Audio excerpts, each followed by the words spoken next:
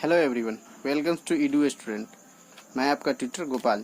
चलिए, आज class 10th का जो लास्ट पार्ट है, मैंने पिछले लास्ट पार्ट में मैंने बताया था आपको ऑक्सीडेशन और रिडक्शन के बारे में, और बोला था कि इसका कुछ पार्ट्स जो है एप्लीकेशन जो बच गया वो मैं आपको नेक्स्ट लेक्चर में करवा दूंगा।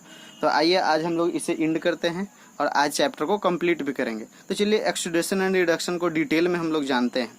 तो ऑक्सीडेशन एंड रिडक्शन में क्या है?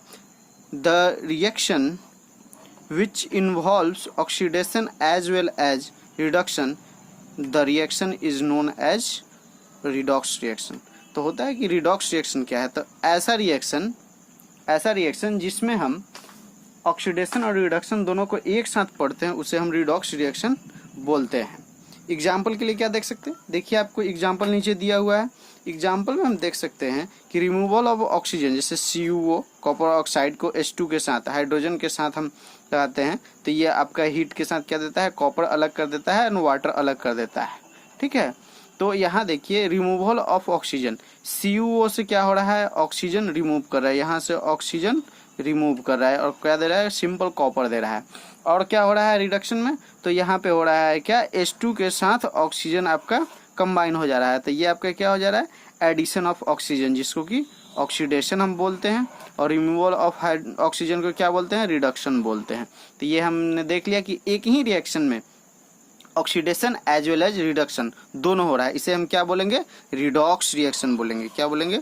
Redox reaction, redox reaction. ठीक है, और नेक्स्ट एग्जाम्पल हम लोग देखते हैं, या इसी में देखते हैं कि व्हाट इज ऑक्सीडाइजिंग एजेंट। मैंने पिछले लेक्चर में आपको oxidising agent and reducing agent के बारे में बताया था। तो वह सब्सटेंस जो ऑक्सीडाइज करता है वो ऑक्सीडाइजिंग एजेंट होता है, जो रिड्यूस करता है वो रिड्यूसिंग एजेंट होता है। तो यहाँ पे क्या रिड्यूस कर रहा है? Removal of oxygen, oxygen remove कर रहा है, तो कॉपर क्या हो जाएगा? यहाँ ऑक्सीडाइजिंग एजेंट हो जाएगा। ये पिछले लेक्चर में हमने देखा था। और हाइड्रोजन क्या कर रहा है? वाटर को गेन कर रहा है, यानी कि एडिशन ऑफ ऑक्सीजन करा रहा है, तो उसे क्या बोलते हैं? रिड्यूसिंग एजेंट हम बोलते हैं। नेक्स्ट एग्जांपल हम लोग देखें तो H2S प्लस कॉपर का क्लोराइड का देखेंगे।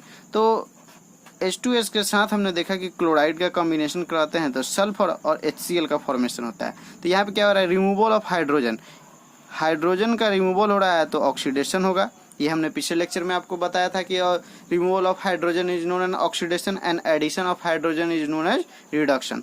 और यहाँ पे देखिए HCl के साथ क्या हो रहा है? क्लोरीन के साथ हाइड्रोजन कंबाइन कर रहा है, तो इसे हम क्या बोलते हैं? रिडक्शन बोलते हैं।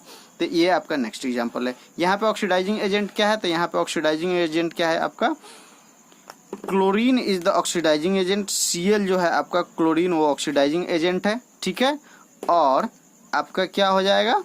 यहाँ पे हाइड्रोजन सल्फाइड, जो हाइड्रोजन सल्फाइड है ये H2S, ये आपका क्या हो जाएगा? रिड्यूसिंग एजेंट हो जाएगा। ये आपका रिड्यूसिंग एजेंट हो जाएगा।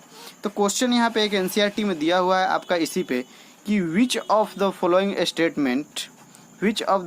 Statement about the reaction below is incorrect. कौन सा रिएक्शन में इनकरेक्ट स्टेटमेंट है? तो दिया है लीड के साथ कार्बन का रिएक्शन करवाया है, तो यहाँ क्या बन रहा है?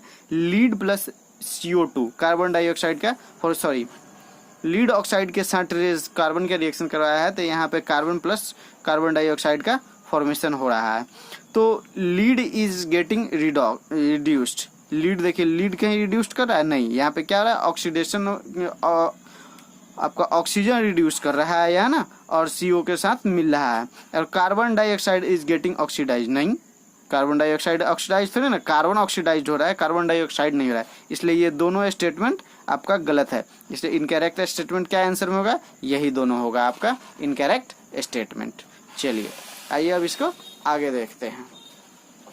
अब देखना है हमें क्या? Effect of oxidation reduction in our everyday life. हमारे एवरीडे लाइफ में क्या इफेक्ट पड़ता है ऑक्सीडेशन का?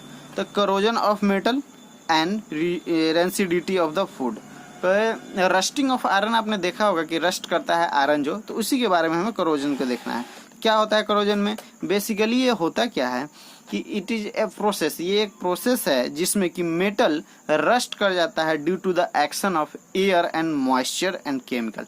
मॉइस्चर एयर एंड केमिकल के कारण क्या होता है, रस्ट कर जाता है। जैसे आयरन को हम बहुत दिन अगर छोड़ दे उसे ओपन स्पेस में, ओपन सराउंडिंग में, तो कुछ दिन बाद क्या होता है कि उस पर जो हमारा एयर में मॉइस्चर प्रेजेंट होता है वो उस पर जाके क्लॉट हो जाता है और धीरे धीरे वो रस्ट होने लगता है, यानी कि प्लेन से ब्राउनिश कलर में चेंज होने लगता है। तो इसे हम क्या बोलते हैं, करोजन बोलते हैं।